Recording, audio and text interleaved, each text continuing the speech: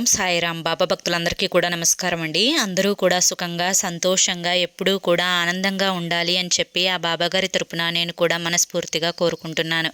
ఈరోజు బాబాగారు అందించే సందేశం ఏంటి అంటే కనుక, ఎందుకో తెలియదు తల్లి, ఈరోజు నీతో మాట్లాడాలని ఉంది. నాపై గౌరవం ఉంటే నా కోసం 2 నిమిషాలు విను, నేను నీకు ఆనందాన్ని ఇచ్చే వెళ్తాను అని చెప్పి ఏదో తెలియని సందేశంతో బాబాగారు మన ముందుకు వచ్చారండి. మరి బాబాగారు ఏ సందేశం అందించినా కూడా అది మన మంచి కోసమే, మన భవిష్యత్తు కోసమే అని చెప్పి మనందరికీ కూడా తెలిసిన విషయమే కదా. ఈ సందేశాన్ని చివరి వరకు వినండి. దానికంటే ముందు చాలామంది కూడా చెప్పుకోలేనటువంటి సమస్యలతోటి సతమతమైపోతూ వాటిని ఎలా తీర్చుకోవాలో తెలియక ఇబ్బంది పడిపోతూ ఉంటారు. అటువంటి వారి కోసం శ్రీ షిరిడి సాయిబాబా ఆశీస్సులతో జ్యోతిషం చెప్పబడును. గురూజీ శివరామరాజు గారు. Phone number 9959425552. మీరు ఇప్పటి వరకు ఎన్నో చోట్ల జ్యోతిషం చెప్పించుకొని మీరు ఆశించిన మార్పులు మీ జీవితాలలో జరగలేదని చెప్పి బాధపడి ఉంటారు. కానీ ఇక్కడ అస్సలు అలా జరగదండి. మీ సమస్యలు ఏవైతే ఉన్నాయో, ప్రేమ, పెళ్లి, ఉద్యోగం, రాజకీయం, సంతానం లేక ఇబ్బంది పడుతున్నా, భార్యాభర్తల మధ్య గొడవలున్నా, అప్పుల సమస్యలున్నా, శత్రువుల సమస్యలున్నా, అవేంటో మీరు గురువు గారికి వివరించి చెప్పినట్లయితే వాటికి తగిన పూజలు చేసి గురువుగారు మీకు రోజులలోని పరిష్కారాన్ని చూపిస్తారు. గురువుగారు చెప్పింది చెప్పినట్లు 100కు 1000% జరుగుతుంది. నమ్మకంతో స్క్రీన్ మీద కనిపిస్తున్న నెంబర్కి కాంటాక్ట్ అవ్వండి. అంతేకాకుండా భార్యాభర్తల మధ్య వశీకరణ, స్త్రీ మరియు పురుషుల మధ్య వశీకరణ కూడా 100% జరపబడును. ఎటువంటి సంతాన సమస్యలకైనా కానీ గురువుగారి దగ్గర చక్కటి పరిష్కారం అనేది దొరుకుతుంది. మాకున్నటువంటి ఎన్నో రకాలైన సమస్యలు గురువుగారు రోజులలోనే తీర్చారండి. గురువుగారికి 50 సంవత్సరముల అనుభవం ఉంది. మీరు కూడా వెంటనే కాంటాక్ట్ అవ్వండి. ఇక ఆలస్యం చేయకుండా మనం బాబాగారి యొక్క సందేశం ఏంటో తెలుసుకుందాం. తల్లి, ఎందుకో తెలియదు కానీ ఈరోజు నాకు నీతో మాట్లాడాలి అని చెప్పి అనిపిస్తుంది. ఎందుకు అంటే కనుక, ఒక తండ్రిగా తన యొక్క బిడ్డతోటి మాట్లాడాలి అని చెప్పి ఏ తండ్రి అయినా కానీ ఎంత ఆశతోటి ఎదురు చూస్తారో, అలాగే నాకు కూడా ఈరోజు నీతో మాట్లాడాలి అని చెప్పి అంత ఆశగా ఉంది తల్లి. ఎందుకు అంటే కనుక, నా బిడ్డ సంతోషంగా ఉన్నా, బాధగా ఉన్నా, నా బిడ్డ ఏదన్నా కోరుకుంటున్నా, లేదా ఏ విషయం దగ్గరైనా కానీ శ్రమ పడుతున్నా, లేదా ఏదన్నా జరగదు అని అనుకున్నది జరుగుతుందేమో అని చెప్పి భయపడుతున్నా, ఎటువంటి మానసిక వేదనని అనుభవిస్తున్నా కానీ తనకు తన వెంట నేనున్నాను అనే భరోసాను ఇచ్చే తన తండ్రి వెన్నంటే ఉంటే ఆ బిడ్డకు చాలా ధైర్యంగా అనిపిస్తూ ఉంటుంది. అలాగే ఆ బిడ్డకు ఎటువంటి దిగులు లేకుండా, నాకు కొండంత అండగా నా తండ్రి ఉన్నారు కదా, నాకు ఇంతకంటే బలం ఇంకేం కావాలి అని చెప్పి ఆ బిడ్డ ఆనందపడిపోతూ ఉంటుంది. అలాగే అంతటి గొప్ప భరోసాని నీకు ఇద్దాము అన్న ఉద్దేశంతో ఈరోజు నేను నీ దగ్గరికి మాట్లాడటానికి వచ్చాను. బిడ్డ, మానసికంగా ఎంతో వేదనను చెందుతూ ఉన్నావు.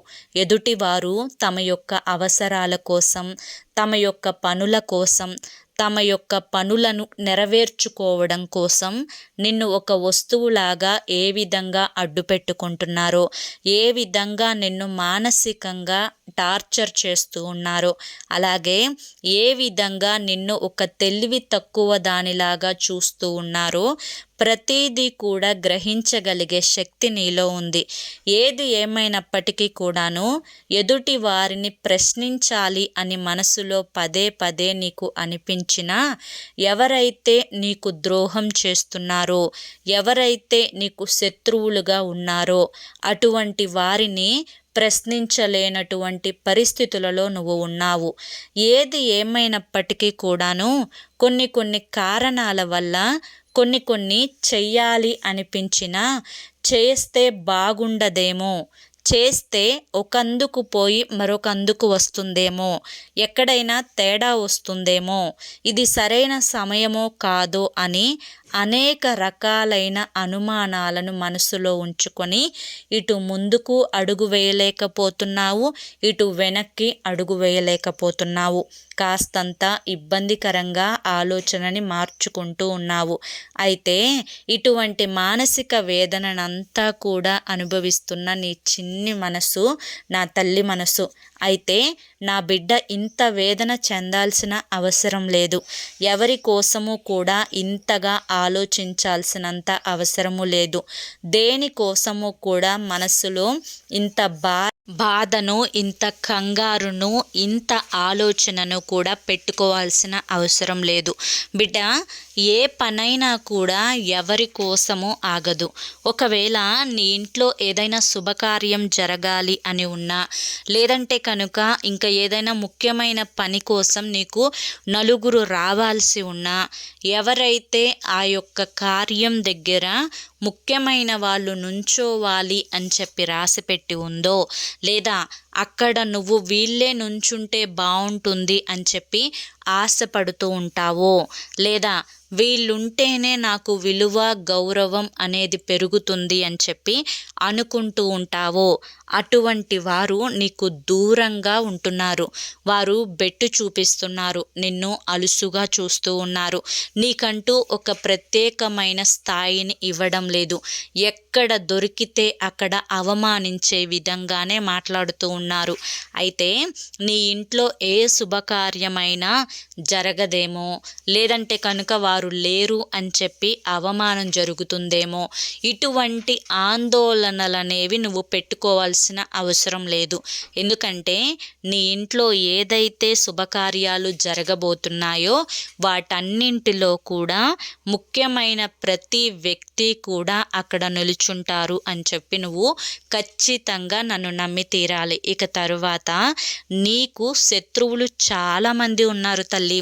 ఎందుకు ఈ మాట అంటున్నాను అంటే కనుక బిడ్డ, ఎవరైతే మంచిగా ఉంటారో, ఎవరైతే తెలివిగా ఉంటారో, ఎవరైతే ప్రతి పనిని కూడా 10 సార్లు ఆలోచించుకొని చేస్తారో, ఎవరైతే ఒక్కొక్క మెట్టు వారి యొక్క జీవితంలో ఎక్కుతూ వారి యొక్క లక్ష్యాన్ని సాధించడానికి దగ్గరలో ఉంటారో, అటువంటి వారికి బంధుమిత్రులలోనే శత్రువులు ఎక్కువగా ఉంటారు. వారు మేము ఏడుస్తున్నాము నీ మీద పడి, మేము నిన్ను చూసి కుళ్ళుకుంటున్నాము, నీ యొక్క ఎదుగుదలని చూడలేకపోతున్నాము అని చెప్పి ఎప్పుడూ కూడా నీ కళ్ళ ముందు చెప్పరు.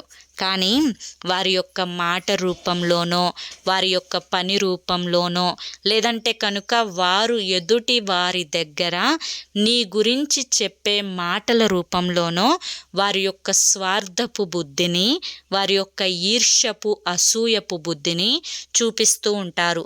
అది ఏదో ఒక రకంగా నీ చెవిన పడుతూ ఉంటుంది. అప్పుడు నీకు తెలుస్తుంది, ఆహా, ఇంత ఈర్ష్యను, ఇంత అసూయను, ఇంత కుట్రను నా మీద చూపిస్తూ ఉన్నారా అని చెప్పి. అందులోనూ ఈ విధంగా చూపించేవారు పరాయి వాళ్ళు కాకుండా ఇంట్లో వారే అవ్వడం అనేది చాలా వరకు కూడా దరిద్రపు విషయం.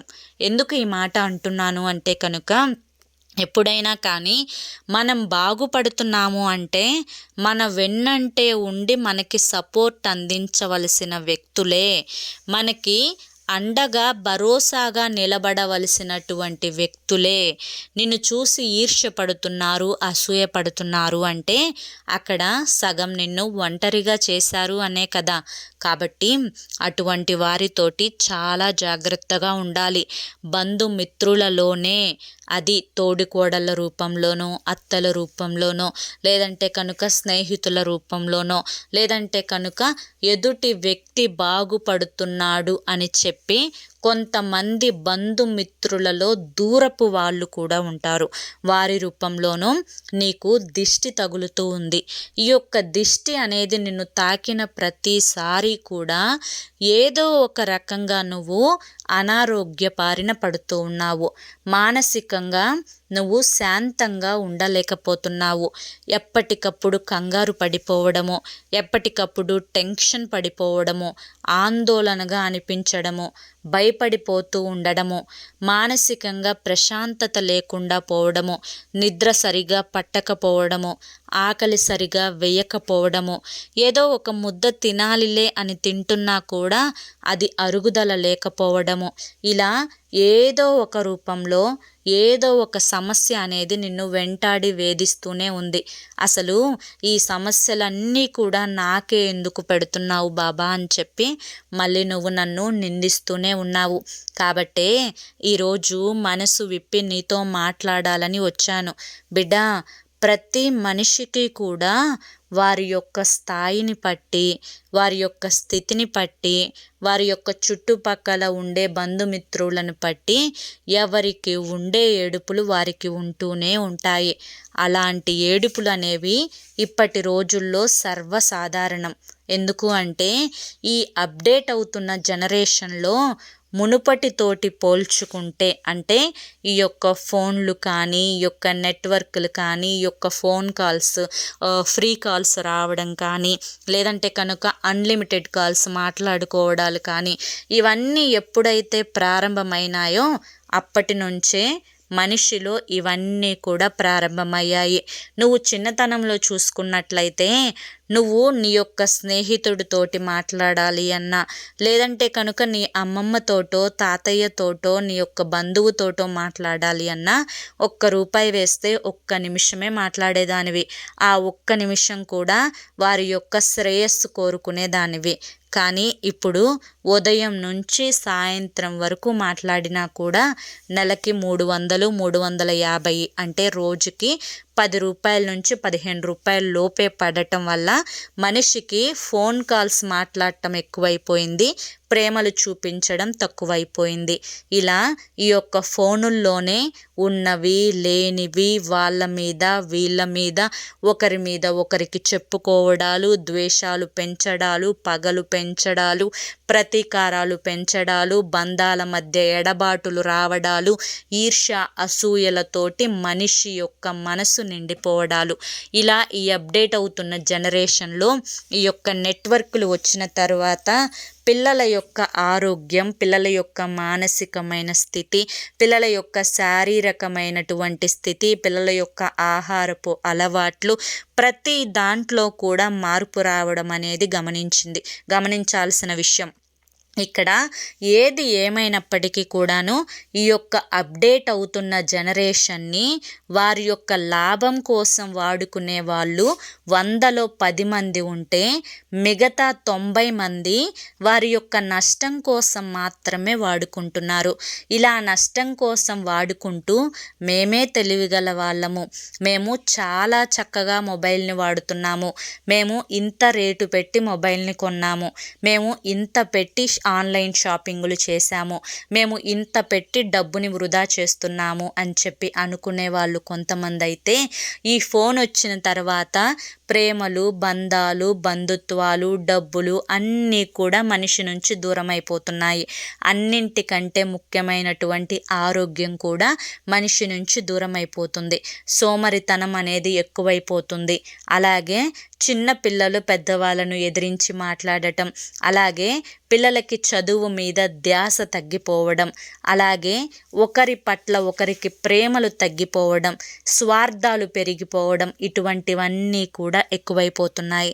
బిడ్డ, ఇదంతా కూడా ఎందుకు చెప్తున్నాను అంటే కనుక ఇప్పుడు ఏదైతే నీ జీవితంలో జరుగుతుందో ఆ జరుగుతున్నటువంటి 100% సమస్యలలో దాదాపుగా ఈ యొక్క ఫోన్లు చూడటానికి నీ జీవితంలో సగభాగాన్ని, అంటే రోజుకు 24 గంటల సమయం ఉంటే రాత్రి నువ్వు పడుకునేది 8 గంటలైతే మిగతా గంటలలో సగం గంటలు నువ్వు ఫోన్ చూడటానికే వాడుకుంటూ ఉంటున్నావు.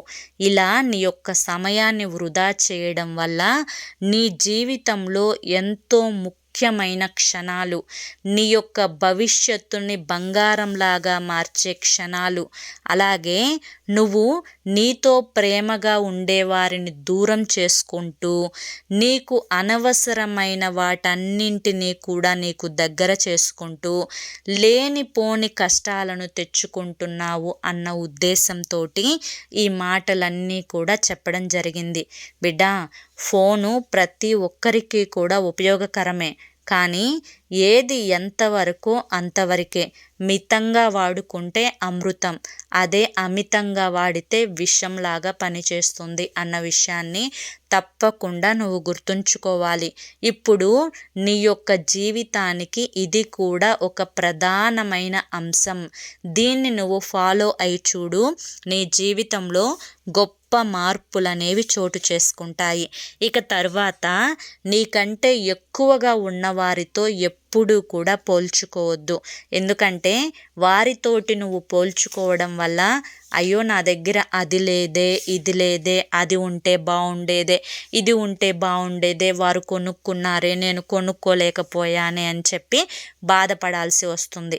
అదే నీకంటే తక్కువ ఉన్నవారితో కనుక నువ్వు పోల్చుకున్నట్లయితే వారికంటే నేను చాలా వరకు కూడా బెటరే, వారికంటే నా దగ్గర చాలా రకాలైన వస్తువులు ఉన్నాయి, వారి మీద నేను చాలా ఆనందంగా ఉండగలుగుతున్నాను అని చెప్పి ఇలా అనేక రకాలుగా నీ మనసు సంతోషాన్ని వెతుక్కుంటుంది. ఎప్పుడూ లేని దానికోసం ఆశపడకూడదు. అలాగే ఉన్నది దూరం చేసుకొని బాధపడకూడదు. ఈ విషయాన్ని గుర్తుంచుకుంటే నీ జీవితంలో చాలా వరకు కూడా ఆనందంగా ఉంటావు. అలాగే అతి ఆవేశం అనేది పనికిరాదు తల్లి. ఈ మధ్య చిన్న చిన్న వాటికే ఎందుకు అంత కోప్పడుతున్నావు, అంత ఆవేశపడుతున్నావు? సరే, కోప్పడుతున్నావు కదా, ఆవేశపడుతున్నావు కదా, దానివల్ల ఎవరికి నష్టం జరుగుతుంది? నీ యొక్క కోపం నీ యొక్క మనస్సులో నుంచి వస్తుంది. ఆ యొక్క మనస్సు అనేది ప్రతి అవయవానికి చాలా దగ్గరగా ఉంటుంది. అంటే నీ యొక్క శరీరంలో ప్రతి అణువణువు కూడా ఆ కోపం వల్ల ప్రభావితం చెందుతూ ఉన్నాయి. దానివల్ల లేనిపోని సమస్యలన్నీ కూడా నీ యొక్క శరీరానికే వస్తాయే తప్ప నువ్వు ఎవరి మీదైతే కోపాన్ని చూపిస్తున్నావో వారికి ఇంత కూడా నష్టం అనేది జరగదు. కాబట్టి తన కోపమే తనకి శత్రువు అనే మాట వినే ఉంటావు కదా. నీ యొక్క కోపాన్ని అదుపులో ఉంచుకునే ప్రయత్నం చెయ్యి. మనసు ఎప్పుడూ కూడా ప్రశాంతంగా ఉండాలి, శాంతంగా ఉండాలి. ఎప్పుడూ కూడా కోపం అనేది మనిషిని నరకానికి గురి చేస్తుంది అన్న విషయాన్ని గుర్తుంచుకో. ఇక తరువాత అన్నింటికంటే ముఖ్యమైనది సర్దుకుపోవడం, ఉన్నదాంతో తృప్తి పడటం అనేది మనిషి నేర్చుకోవాలి. బిడ్డ, నీ దగ్గర 1,00,000 రూపాయలు ఉంటే మరొక 1,00,000 కావాలి అని నీ మనసు కోరుకుంటూ ఉంటుంది. నువ్వు 10 రూపాయలు సంపాదిస్తే అయ్యో దీనికి 10 వచ్చాయే, 20 రూపాయలు వస్తే బాగుండేదే అని చెప్పి మనసు ఎప్పటికప్పుడు కావాలి కావాలి కావాలి అని అడుగుతూనే ఉంటుంది. దానివల్ల మనిషికి ఆశ అనేది పెరిగిపోతుంది. ఆ ఆశ వల్ల లేనిపోని సమస్యలు అనేవి వస్తాయి. ఎప్పుడైనా కానీ ఆ 10 రూపాయలు వచ్చినాయి అని సంతోషాన్ని మర్చిపోయి ఇంకో 10 రూపాయలు రాలేదే అని చెప్పి బాధపడతావో అక్కడే ఈ యొక్క సంపాదించిన దాని ఆనందాన్ని నువ్వు కోల్పోతావు. కాబట్టి నీ దగ్గర వచ్చిన ఆ 10 రూపాయలను చూసి ఆనందపడాలి తప్ప రాని దాని గురించి ఆలోచిస్తూ మనిషిని ఎప్పుడూ కూడా కృంగ తీసుకునే ప్రయత్నం అనేది చేయకూడదు. బిడ్డ, ఈ చిన్న జీవితం చాలా చాలా అమూల్యమైనది. ఈ అమూల్యమైన జీవితంలో కష్టాలు, నష్టాలు, దుఃఖాలు, సంతోషాలు ఇవన్నీ వస్తూనే ఉంటాయి, పోతూనే ఉంటాయి. ఏది శాశ్వతం కాదు. ఇది కష్టము శాశ్వతం కాదు, ఇటు ఆనందము శాశ్వతం కాదు. కాబట్టి ఏదైనా కానీ ప్రతి ఎమోషన్ అనేది మనిషిని ఒక్కొక్కసారి సంతోషపెడుతుంది, ఒక్కొక్కసారి బాధ పెడుతుంది. అన్నింటినీ కూడా ఒకేలాగా చూడగలగాలి, ఒకేలాగా బ్యాలెన్స్ చేయగలగాలి. అలా చేయగలిగినప్పుడు మాత్రమే జీవితం సరైన మార్గంలో ఒడిదుడుకులు లేకుండా ఆనందంగా ఒత్తిడి లేకుండా వెళ్ళిపోతుంది. ఇది తెలుసుకున్నప్పుడే నీ జీవితానికి అసలైన అర్థం అనేది ఏర్పడుతుంది. ఈరోజు మనస్ఫూర్తిగా నీతో మాట్లాడాను తల్లి. ఎందుకంటే నా మీద గౌరవాన్ని ఇచ్చి ఇప్పటి వరకు నా మాటలు విన్నావు కదా. నా మాటలన్నీ నీ యొక్క భవిష్యత్తు కోసమే, నీ యొక్క సంతోషం కోసమే, నీ యొక్క ఆనందం కోసమే. నువ్వు జీవితంలో ఎప్పుడూ నవ్వుతూ ఉండాలనే ఈ తండ్రి కోరిక తల్లి అని చెప్పి ఈరోజు బాబాగారు మనకి చాలా చక్కటి సందేశాన్ని అందించారండి. మరి ఈ సందేశంలో ఎంతో గొప్ప ఆంతర్యం ఉంది, మనం అర్థం చేసుకోవాలి. కానీ ఒక తండ్రి స్థానంలో ఉండి బాబాగారు మన మంచి కోసం ఎంతగా ఆలోచిస్తున్నారు, ఎంతగా ఆరాటపడుతున్నారు కదా. మరి ఈ సందేశం మీ అందరికీ కూడా నచ్చింది, అర్థమైంది అని చెప్పి అనుకుంటున్నాను. నచ్చింది, అర్థమైంది అని చెప్పి అనిపిస్తే ఈ వీడియోకి ఒక లైక్ ఇవ్వండి. లైక్ ఇచ్చిన వెంటనే హైప్ అని వస్తుంది, హైప్ ఇవ్వండి. కింద కామెంట్ సెక్షన్లో ఓం సాయిరామ్ అని చెప్పి టైప్ చేయండి. మరి కొంతమంది బాబా భక్తులకు, మీ యొక్క శ్రేయోభిలాషులకు, బంధుమిత్రులకు ఈ వీడియోని షేర్ చేయండి. మొదటిసారి మన సాయి పిలుపు ఛానల్లోకి వచ్చినట్లయితే మన ఛానల్ని సబ్స్క్రైబ్ చేసుకొని సపోర్ట్ చేయండి.